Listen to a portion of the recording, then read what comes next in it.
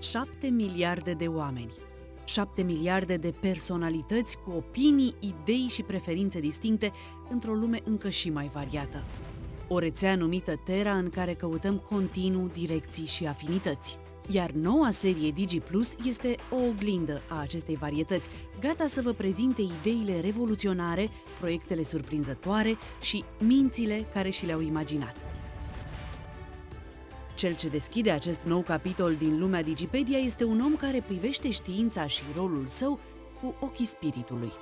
Geolog informatician la Phillips Petroleum în anii 70, proiectant de sisteme energetice la Martin Marietta Aerospace în anii 80 și director tehnic la Cisco Systems în anii 90, Gregg Braden a început să rescrie istoria științei mondiale în urmă cu 27 de ani, când a devenit interesat de latura spirituală a lumii. Autor de succes, considerat vizionar, a tradus în aproape 40 de țări și tot atâtea limbi. A studiat tradițiile străvechi și a vizitat locuri sacre ale lumii în căutare de răspunsuri. Braden interpretează noile descoperiri științifice în acord cu tradițiile celor mai vechi popoare, iar ideile sale se regăsesc în cele 4 bestselleruri, în premiile obținute și în sutele de conferințe pe care le susține în întreaga lume. În această toamnă, Gregg Braden s-a aflat în București pentru o astfel de conferință, o ocazie pe care Digipedia Plus nu avea cum să o rateze. Vă oferim un interviu în exclusivitate. Welcome and thank you for coming here, being with us here today. Thank you for the invitation. I am so excited to be in Romania right now. This is my very first time in Romania. I hope not the last. I hope not the last. I love the people, I love the land, and I'm very excited to be here with you to have this conversation. I think this is a very important conversation. Thank you. Yes, I do believe so. I introduced you as a scientist who turned his face to spirituality. Is that a good description? Is that how you would describe yourself? You know, it's an interesting question. In my experience, I was taught that we must make a choice between science and spirituality. We must choose either science or spirituality. And for me, I never made that distinction. Even as a child growing up, I always believed that when I studied science, chemistry, geology, biology, physics, what we call science, ultimately I was studying the inner mechanism of a higher power, of a greater being. You at some point worked for important corporations. Most of us would dream to get there, but still you left them. Why? You know, each corporation I worked for was during a time of crisis. So Phillips Petroleum, during the energy crisis, the first energy crisis of the 1970s. Martin Marietta Defense Systems during the crisis of the Cold War years. And Cisco Systems during the early 1990s, when we had a crisis of sharing information across the computer platforms. And my role in each of those corporations was to work with the crisis, to find solutions. We're living a time of extremes. People know that something is wrong. The world of the past no longer works. We have reached a point where unsustainable ways of thinking and living have caught up with us. And so now they're saying, if the old answers don't work, what's the new answer? And I don't claim to know what the new answer is, but I believe that what science is telling us, the new discoveries, that life is not random, human life is not random, that we're deeply connected to our bodies, deeply connected to the earth. Civilization is cyclic. We have had advanced civilizations in the past that had experiences like ours that we can learn from if we have the wisdom to accept what they left. And the biology, the new biology that is telling us that nature is based upon cooperation. The problem is that information doesn't make it into the mainstream. Typically. Now, you're the exception. This is mainstream media, and we're having this conversation. But typically, the new discoveries that overturn 300 years of scientific thinking, those new discoveries are not being shared in mainstream media, mainstream documentaries, mainstream textbooks, mainstream classrooms. Why is that? And what that means is for the average person, we are being taught the science that is now obsolete, number one. And it's the very science that has led in many cases to the unsustainable ways of living that create the crises that we see today. So can I give an example? Yeah. Charles Darwin. I'm going to talk about Darwin. I have a lot of respect for Charles Darwin as a scientist. I think he was a good scientist. And in 1859, he published his first book. And he said himself, the purpose of his book was to try to move the world beyond religion into science to explain what previously had only been explained by religious traditions. The big questions of life. Where does life come from? Where does human life come from? How do things work in this world? And Charles Darwin himself said, he said, when new discoveries overturn my theories, he said, my theories will fall, and the new discoveries will then become the new theory. So Darwin allowed and expected that his theories would fall, but today, mainstream science is refusing to allow some of Darwin's most important theories to fall. One of those is the theory of competition in nature. Mm-hmm. We have been led to believe from Darwin's theories that that nature is based upon a model of violent competition and conflict. So for example, Darwin would look at ants in nature. He would look at an anthill, and he would see that one nest of ants would capture another nest, but they didn't kill them, they enslaved them and made that colony work for them. And Darwin said, what I see here must be a small example of a law that applies to everyone. And he began to apply those ideas in his theories. Well, the result is, his book was published in 1859. Modern civilization, the world that we know, is largely based upon the belief that nature itself is modeled after survival of the strongest. A jungle. Is Darwin's language. Darwin called it survival of the strongest. Later it was called survival of the fittest. But Darwin's own words, he said survival of the strongest.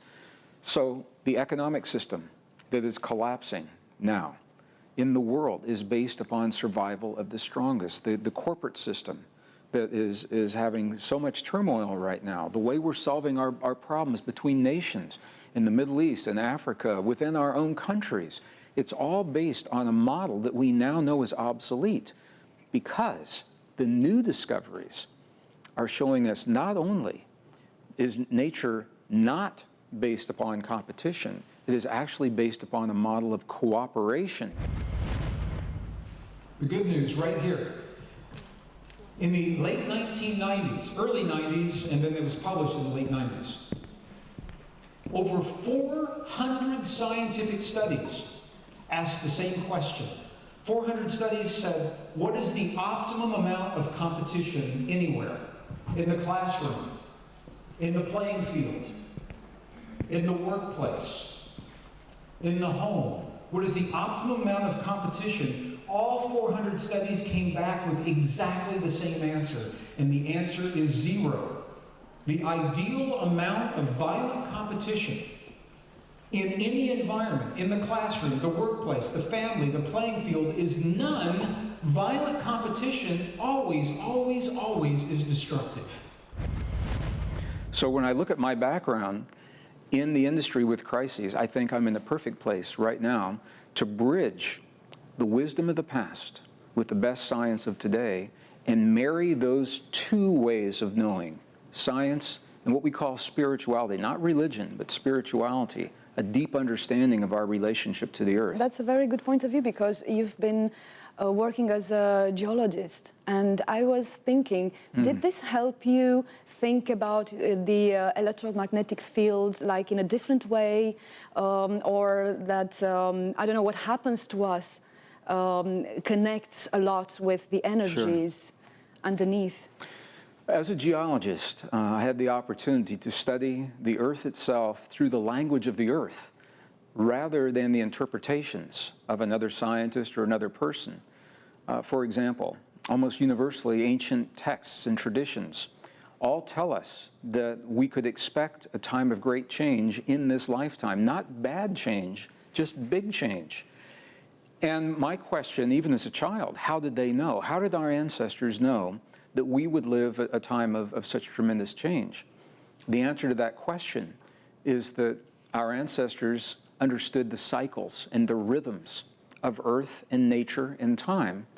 Modern science is only beginning to understand those rhythms and those cycles. So if we want to know realistically what we can expect in our world and in our lives, if we want to know about the changes of the Earth, it makes tremendous sense to look into the records of the Earth herself.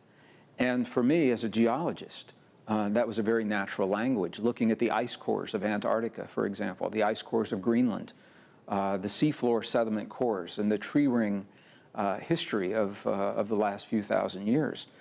We need only look at the records of the Earth to really understand the cycles and to know where we are in the cycles and what we can expect and how we can adapt to the changes in our lives. And these records say that whatever happens now happened before or is unprecedented and we don't know what's going to happen?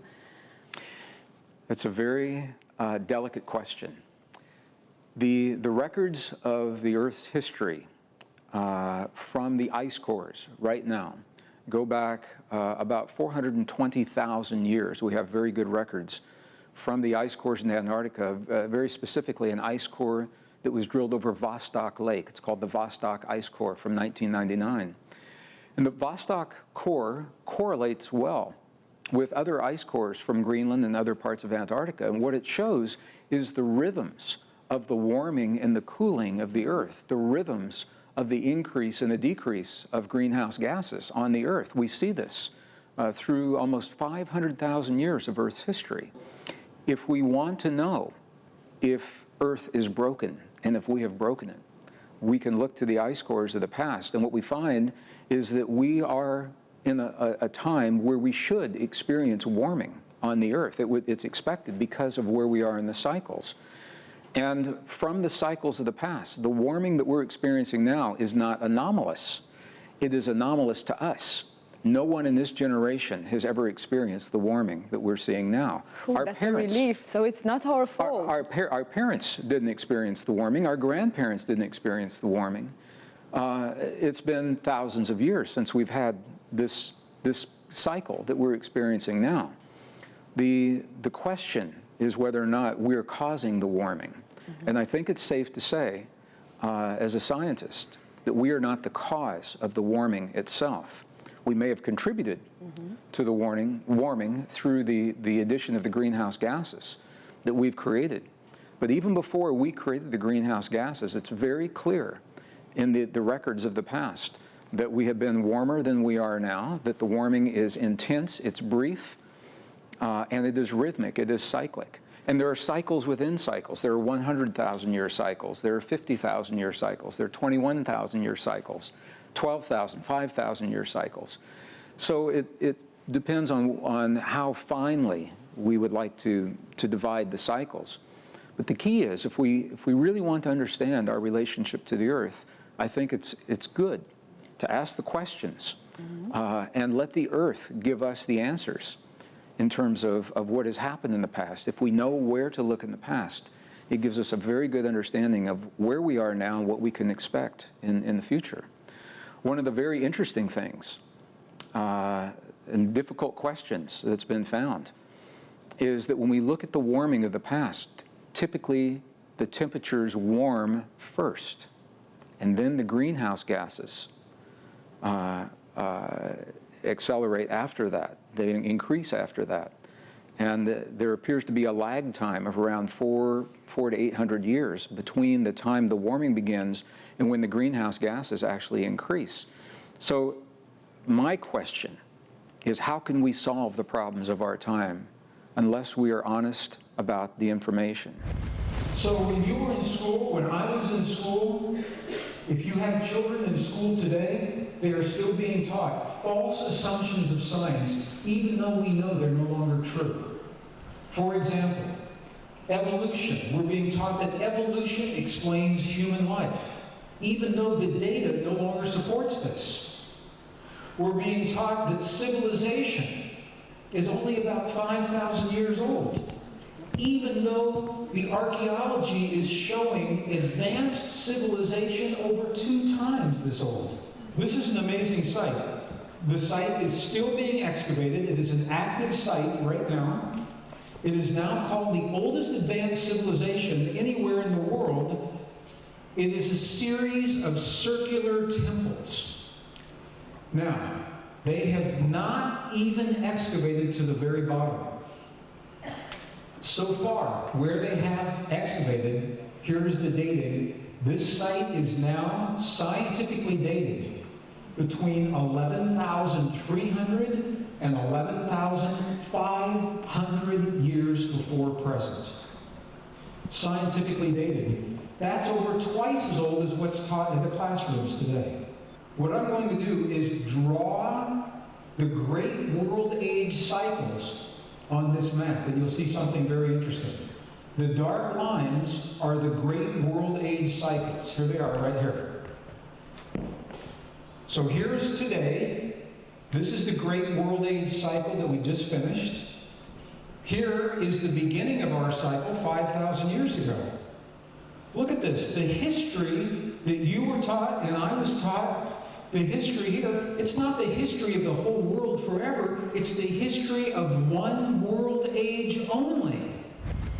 If we are entering into a new normal of climate on Earth that is part of a natural cycle, it makes sense for us to learn to adapt to that cycle so that we are not caught off guard, that we're not surprised, that we can be resilient. And this is the word I think is very important. And not live in blame. Not live in blame, find resilience to the changes. Now I have to be very clear when we have this conversation. We definitely need to wean ourselves from fossil fuels. I believe that. We definitely need to find clean, green, sustainable ways of providing power and energy and electricity to the people of the world. And the technology exists to do that. But when we ask ourselves about the carbon dioxide emissions and whether or not it is causing the warming, I think the data supports the fact that there's something else going on, and we owe it to ourselves to ask the question and to find that answer. You are saying that the line between spirituality and science is getting fuzzy. Can this be confusing for some people? The line between science and spirituality, I believe, is becoming very fuzzy. Yeah. And it's probably a good thing for this reason. Science is a relatively new way of exploring our world. Science, we say modern science began about 300 years ago during the time of Isaac Newton. When he formalized the laws of physics, we say that's the beginning of science. Some people say maybe even before. So for 300 years, we have depended upon science to tell us who we are, what is our relationship to the earth, to our bodies, to one another, to the past, to the future, how we solve our problems. And there are many people who are simply feeling left out of the conversation if they do not speak the language of science. Before science, we have 5,000 years of human history. And people ask me, did we know anything for 5,000 years? And the answer is yes. Our ancestors, they had a way of understanding who we are, our relationship to the earth, our relationship to one another. It wasn't scientific, but it worked for them. It answered their questions, and it helped them to solve their problems and to live their lives day in and day out.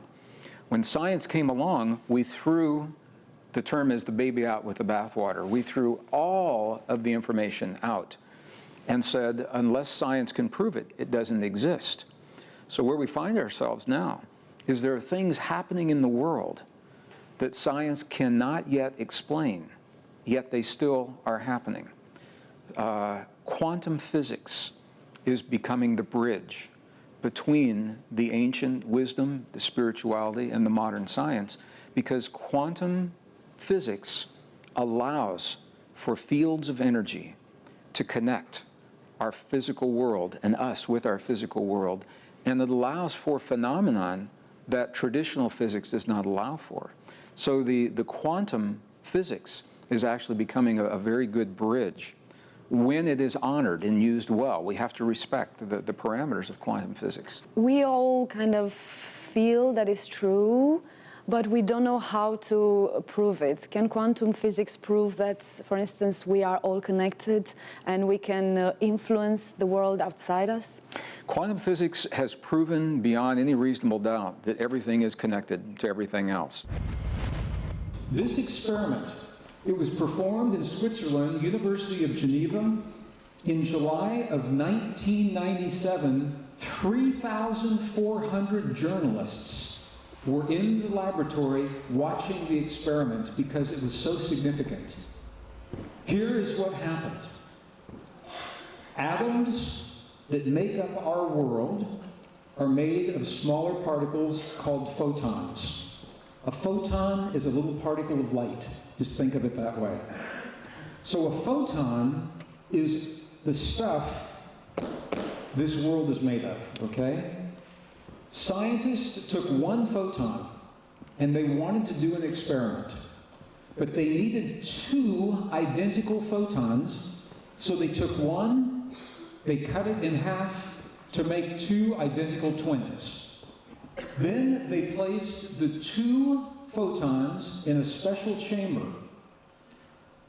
and from that chamber there was one tube that went 7 miles in this direction, one tube that went 7 miles in this direction, and each photon they fired into the separate tubes.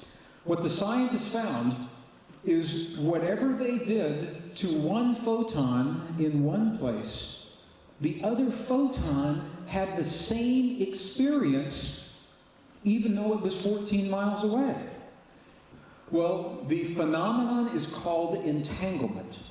It's when two things were once together, then they become physically separate, however, the energy is still connected. There really is no longer a question if the connection exists. The question now is how deep is the connection? How much influence do we have within that connection? How do we use that connection? This was the great debate in the 20th century between the great minds of physics. Albert Einstein, for example, this was a source of frustration for him, and even to his last day on this earth. He did not really like the ideas of quantum physics. He didn't like the idea that we could influence physical matter from one place while the matter is in another place. The term he used, he called it spooky action at a distance. I love that term. Yeah. He didn't like the idea that spooky action at a distance was possible. At the same time, a colleague of Albert Einstein's, Professor John Wheeler from Princeton University, they lived at the same time, they were colleagues, they were friends, they studied the same mathematics and had very different viewpoints on our relationship to the world. So while Albert Einstein believed that we were separate from the world, John Wheeler said that we are an integral part of the world. He said that we live in a universe that is still building itself. Exactly. He said that, and I love this about John Wheeler, he said that when we build the microscopes to look at the smallest elements of matter inside the quantum atom, and when we build the telescopes to look into the depths of space, what John Wheeler said was that we will never find the smallest particle of matter, and we'll never find the edge of the universe. He said because the act of us searching is an act of creation that will always place something there for us to see. Now, I have to think about that as a deep concept. He said the act of us looking, peering into the world with the expectation that we will see something is actually an act of creating something. And now our own science is beginning to help us understand how that is. The human heart is the strongest generator of electricity and magnetism in the human body. And our world is made of electrical and magnetic fields. So when we feel deeply with our heart, we're actually influencing. Now, I don't want to use the word control or manipulate. We're not imposing our will, but we have the ability now to actually interact with the world around us from a distance. And this is the very core of our most cherished and ancient spiritual traditions. The Institute of Heart Math was able to document the existence of this field. So this is not a hypothetical field. This is not New Age. It's not the prana. It's not the aura. Although it may be connected to the prana and the aura, this is an electrical and a magnetic field that surrounds every human heart. It's shaped like a donut. It's called a torus. They built a special device, and they had human DNA, and they wanted really pure DNA. So this is DNA from placenta. It's isolated, and they wanted to see if an individual that has learned to regulate the emotions can change the shape of this DNA. The shape. Here's why that's important. What researchers have found is this: the DNA in the cells of your body does in fact change shape. In the presence of anger, hate, jealousy, rage, stress, those kinds of what we would call negative emotions, the DNA is compressed. It's wound up very, very tightly and compressed. And because it is wound tightly, it cannot express fully. So in the presence of anger, hate, jealousy, rage, your DNA is not able to fully function. But you know that. When people are living in stress, their health suffers. In the presence of positive emotions, gratitude, appreciation, love, and compassion, look at what happened to the DNA. It actually relaxed. For 300 years, science has told the story of separation. It's told us that life is completely random, human life is random, that we're separate from our bodies and powerless to have any effect on healing our bodies, that we're separate from the world around us, that civilization is only 5,000 years old, and we are at the pinnacle of sophistication, and that competition is the way to solve our problems. Those are now called false assumptions of science, 6 false assumptions. And the world that we have today is the result of those false assumptions. New discoveries have given us new reasons to change all of those. New discoveries are telling us that life itself, origin of life, it's not random, that human life is not random, that we're deeply connected to our bodies, we're deeply connected to the earth, civilization is cyclic, and nature is based upon cooperation. And if we can embrace those new truths as we solve the greatest crises, the biggest problems that we've ever been asked to face, then we open the door to a beautiful new world based upon sustainable ways of thinking and sustainable ways of living. And that's why I'm excited about this conversation. Yes, you said something very that it struck me. You know? I saw it. You said something which most of us would consider a miracle, which is self-healing. Like, a lot of people still don't believe that there is such thing, and they need, again, they need proof. They need to have a neighbor who did that. They need to see it on TV, filmed in, you know, real time. They need proof to believe that. Why is that, and is it really possible? When we look at our bodies and what our own science now is beginning to help us understand, it is very similar to what our most cherished and ancient indigenous and spiritual traditions have always said. What science is telling us is this, is that the cells in our bodies that determine our health respond to the chemistry released by the brain.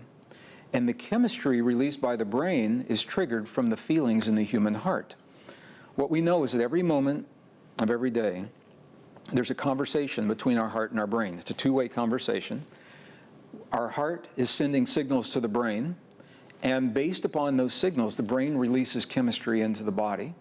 When we feel frightened, angry, hate, jealousy, rage, frustration, that sends a very jagged, irregular signal to the brain, and it releases stress chemistry, which is good for a moment. but it's not good 24/7. Do we see that? Do we see that, Jack? Because that's what was Yes. another point of view. Like, how do we know it's like this? How do we sense it? Do we film it? Do we record it somehow? The answer is yes to everything that you said. There's an organization called the Institute of Heart Math, HEARTMATH, but it's all one word. They're based in Northern California. I am not their employee, but I have worked closely with them for 20 years now. And they are pioneers in uncovering the deepest mysteries of the human heart in ways that conventional science does not. So conventional science says the heart pumps blood. Well, you can make a machine to do that, but what else does our heart do? So the Institute of Heart Math, to answer your question, has documented this, the information between the heart, and you can actually see the information between the heart and the brain when we feel feelings of well-being, appreciation, gratitude, compassion, care. Then the signal is a very smooth, rhythmic signal to our brain, and our brain says, the world is safe, so I don't need the stress chemistry.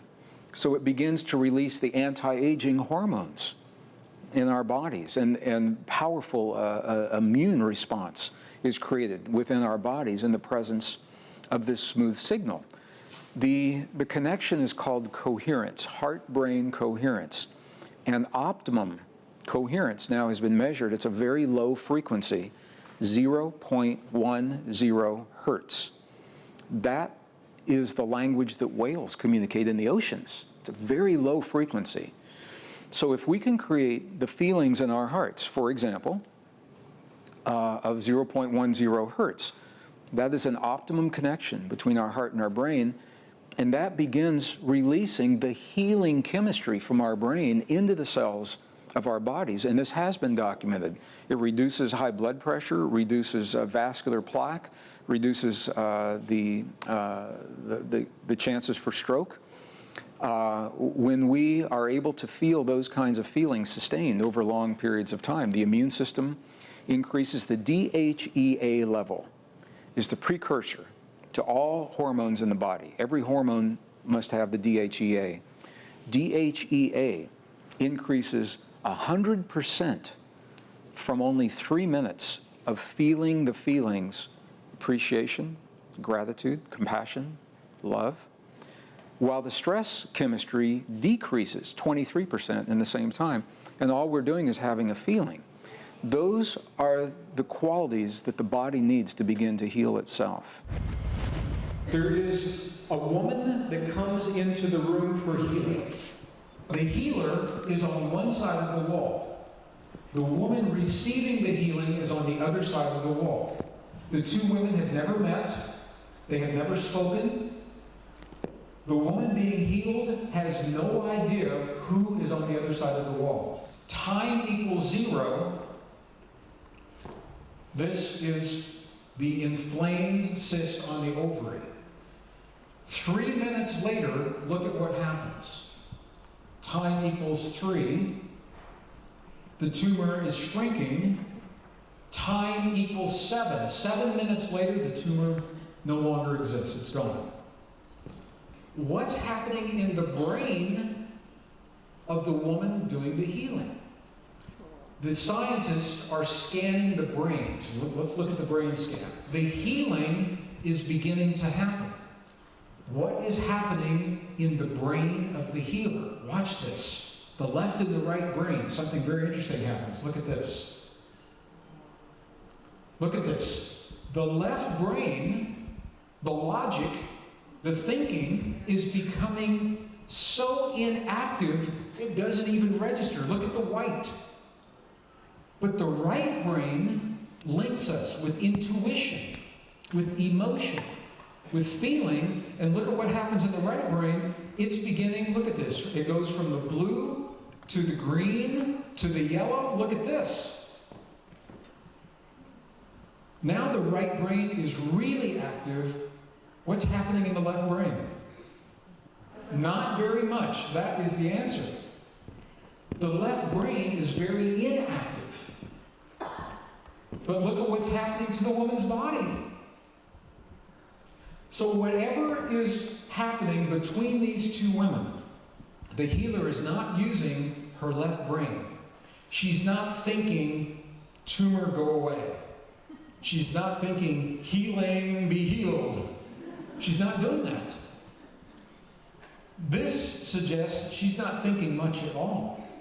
But she has activated her right brain, which is directly linked to the heart. The right brain and the heart are directly linked. So our bodies are designed to heal themselves. And our own science now has shown every organ in every cell, every organ in our body has now been documented with the potential to heal itself. Even organs we were told could not heal themselves. Brain tissue, heart tissue, spinal cord tissue, pancreatic tissue, all has been documented at regeneration and healing under the right conditions and the right environment. So the thinking of science is that the environment must come from a pill or a machine. Exterior. Exterior. Our most cherished traditions always told us that we had the ability to do this for ourselves, but science didn't really understand that. And now science is beginning to validate that we may create within our own bodies through the power of emotion, heart-based emotion, the very experiences that begin healing the human body. Have you ever tried it on yourself? I will share with you a story. The answer is yes. In the year 2000, I went for an annual physical, and my doctor told me that I had a growth inside of my bladder that should not be there and needed to come out quickly. He scheduled surgery. And in the fall of 2000, I went into the Mayo Clinic in Jacksonville, Florida, and underwent the anesthetic, went into the operating room for the full procedure. But here's what happened in between. Before I went into the doctor, I had studied all my life ancient traditions, ancient texts in the monasteries of Tibet and Bolivia and Peru. And I said, now, if I were ever going to apply these in my life, now is the time. So when my doctor gave me the diagnosis, I said, give me 2 weeks to work with myself. And I did everything that I'd been taught to do, but still I had the doubt in my mind. So I went to the hospital, I went to the procedure, I woke up in the recovery room and the doctor said, why are you here? He said, there's nothing inside of you to remove. He said, you weren't operated at all? He said, they used a scope. Okay, so they used the anesthetic, they put me under, they used a scope, and the scope showed that there was no reason to operate. There was nothing there. He says, why are you here? Wow. And I was still under anesthetic, and I tried to tell him about what I'd learned. It didn't work. You have the chance now. What did you do? Well, this is, I think, why it was good for me to have the experience, because I had studied all of the traditions, and I knew it was possible. But because I had the experience myself, I can look you in the eye, I can look at our listeners and our viewers, and I can say, I had this experience, and I know it's possible. And I also know that it may not be easy, because when our body has an illness or a disease, we lose the faith in our body. We lose trust. And we must work to overcome that. And I think it's the greatest lesson for any of us to learn, because once we discover that we have that ability, we feel differently about life and our friends and our families, and we feel differently about our relationship to the world. So I can look at you and say, what I did was all the things that I'd learned to do to create the coherence, the heart-brain coherence, to heal the anger, to heal the hurt, heal the frustration, create the coherence between my heart and my brain to the best of my ability throughout the day. I did it as many times as I could. And I cannot say that is the only reason. As a scientist, I have to say I think it was a factor in the healing that I experienced. I know there are experiments that started in the 1990s. I mean, it's where, you know better, you know, but in Russia or... Russia started in the 60s. In the 1960s, the Russians were ahead of other countries in the West, acknowledging, first, even exploring the possibility. To make the experiment, you must ask the question. And because most scientists were taught the false assumptions, the 6 false assumptions, that we're separate from our bodies, that we're separate from the world, that consciousness has no effect on the world around us, they don't even ask the question. So in the 1960s, I know the former Soviet Union, the cosmonauts, were doing experiments from space with telepathy, for example. That's only possible through a field that connects all things. So I'm not saying that we understand everything. What I'm saying is that new discoveries that are not shared in the classroom or in the mainstream media now are opening the door to new possibilities to give us new ways to think about ourselves and our relationship to the world. Personal healing is a part of that. Yeah, but people have a problem understanding and accepting this. Like, I know. even I was talking to someone, preparing for this interview. I was giving the example with Poponin, who had that experiment Yes. with human. You tell it. You know it better. Well, if I understand the experiment that you're Human DNA, yeah. you're talking about, what the scientists did was they took particles of light that are called photons. And if our viewers are not familiar with a photon, it's the stuff that atoms are made of. So the scientists were able to take the building blocks of atoms that our world, our bodies are made of, and they put them into a vacuum. So they took all the air out of this container, and they measured to see where are they, what is the distribution, and it was random. They were everywhere, just what they expected. The next part of the experiment is they took human DNA and placed the human DNA into the vacuum with the photons. Now, to even think to do that experiment tells me that science Had a question. is on the edge of a big discovery, to even think to do that. So what happened was they put the DNA in with the photons, then they said, what is the distribution? What effect do we have on the stuff our world is made of? Conventional science says we have no effect. But here's what the experiment is showing. All of a sudden, the photons align themselves along the DNA. Now, that is an amazing experiment, because what it's saying is this. It's saying that the stuff you are made of, your DNA, has a direct effect on the stuff the world is made of, the photons of the atoms of matter. And that is the first time it was shown under controlled conditions in the laboratory. Very controversial, very interesting. So that was the laboratory. The question is, how far does that effect extend into the real world? And this is where the scientists now are doing experiments to see if it's only localized in one place, how far something like this actually goes. So that was an example, and you were giving that example. But yes, it is difficult for many people to embrace the idea that we could possibly influence the healing of our bodies, or that we could possibly influence the peace in a community or the peace between nations. But the experiments are showing very, very clearly that this is in fact a possibility under the right conditions.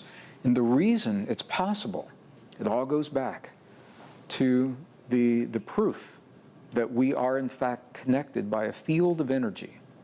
1944, Max Planck, a Nobel Prize-winning physicist, he made a statement. It was so profound. He said, what we see as matter doesn't really exist the way we think it exists. He said, behind everything we see as matter, he said, there is a conscious and intelligent mind that is the matrix. That was his word, the matrix of all matter. John Wheeler, Princeton University, bore that out through his experiments. John Wheeler said that the universe is not complete, that it is us, the act of consciousness is constantly interacting with the fields around us, creating our reality, essentially, the good things that happen, the bad things that happen. So we can actually create our life in every moment, and we can change everything that happens to us in every second? Theoretically, I think it's possible. The problem is that we say with our words, I would like to change, but in our hearts and our minds, we have the fear and the doubt that prevents that change. And this is where the real workshop of life begins. You said at some point that we can literally move mountains. And you've been around the world, you've seen many, many powerful things and many proofs with your own eyes.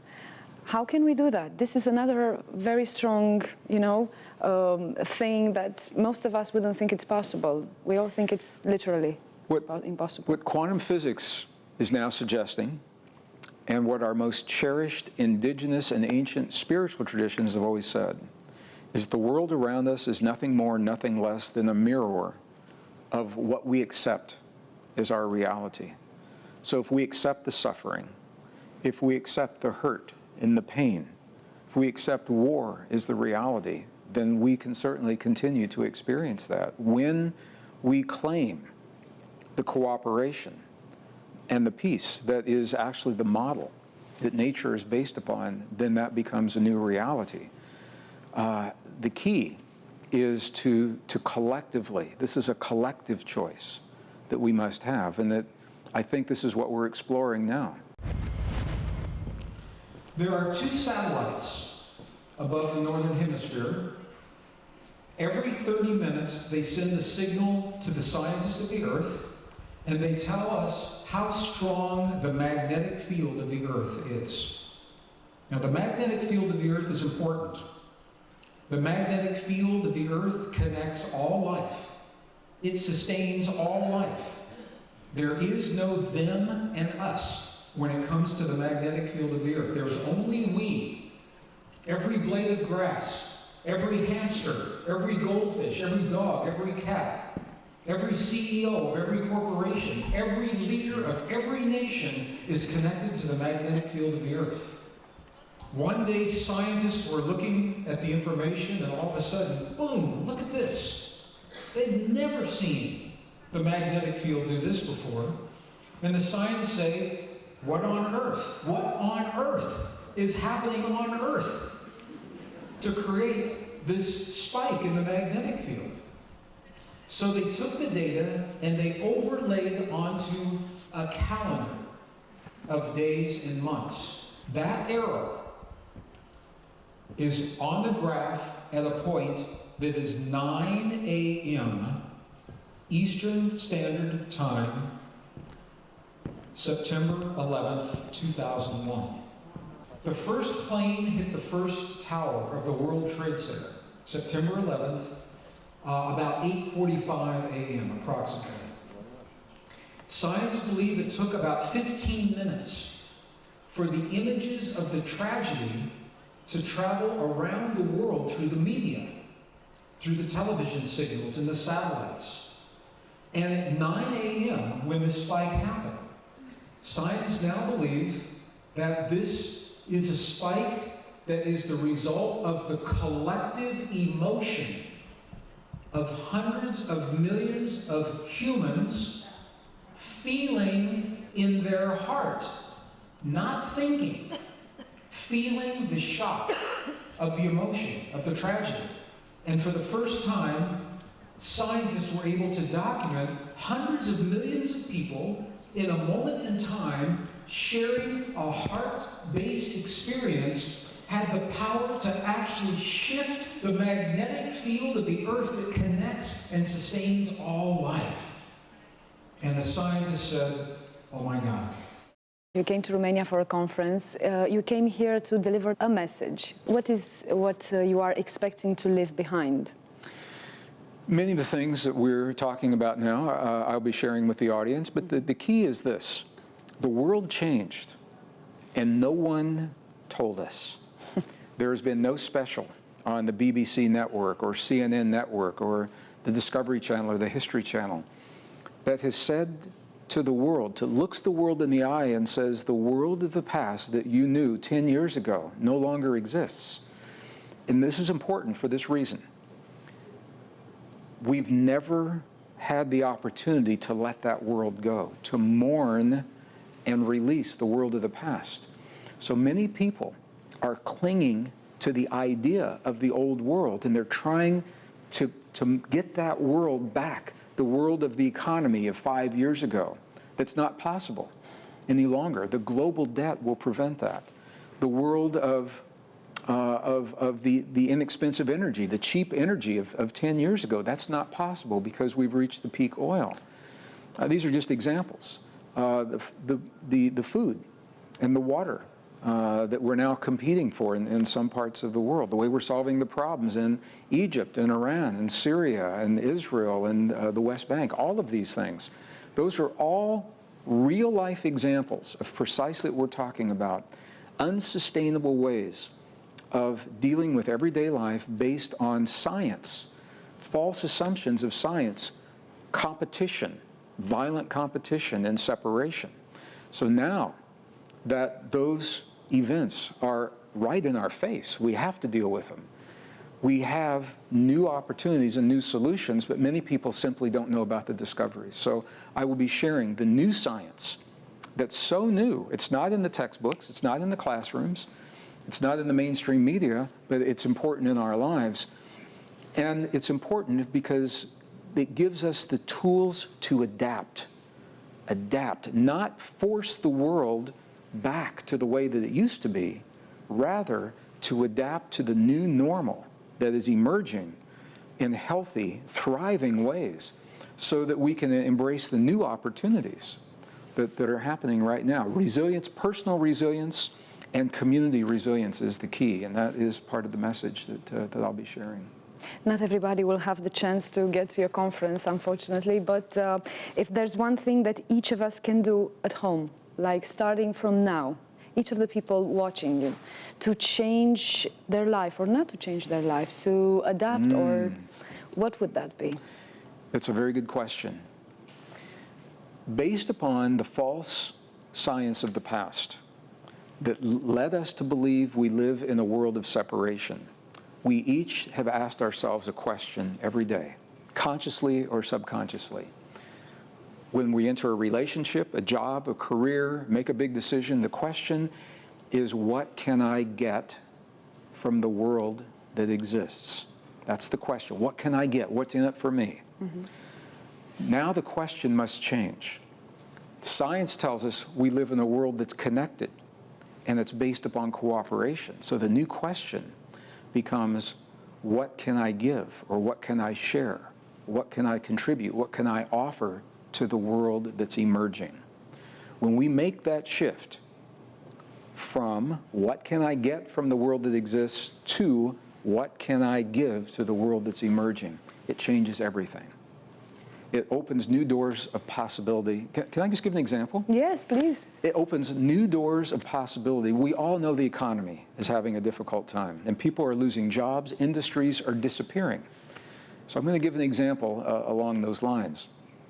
My wife and I live in a rural community in northern New Mexico in the United States. A friend of ours, in 2008, when the economy collapsed, he was building homes. His job was to build homes, ecologically friendly homes. He had a crew of about 30 people working for him. In 2008, the economy collapsed. He lost his job. All of the people he was responsible for, they had no job. He said, what am I going to do? And he asked himself, what can I give to the world that's emerging? What does the world need? He said, the world doesn't need houses anymore. They can't afford them. He said, but what they need is a way to grow food. He said, I'm a builder. But rather than building houses, I'm going to build raised modular gardens of all sizes that people can have to grow their own food. People in New York that have no yard, their garden is 1 foot by 1 foot in the kitchen. So counter. do we. Okay.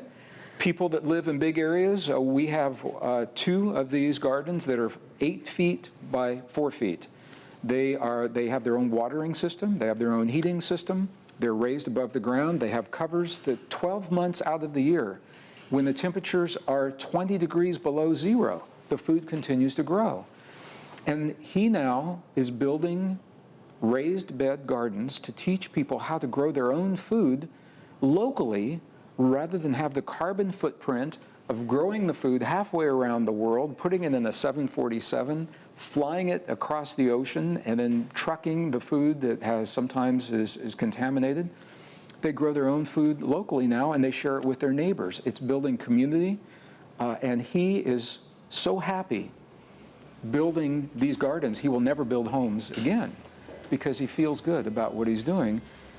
He answered the question, what can I give to the world that's emerging? The world didn't need homes, but the world does need to grow food. So this is one example. You know, time that doesn't exist in quantum physics has just flown. And thank you very much for your presence here. This was a very fast interview. Very fast, The time went by fast. Thank you. Thank you very much, and I hope to see you again in Romania. Vă mulțumesc foarte mult, doamnelor și domnilor, și vă doresc să aveți o seară minunată.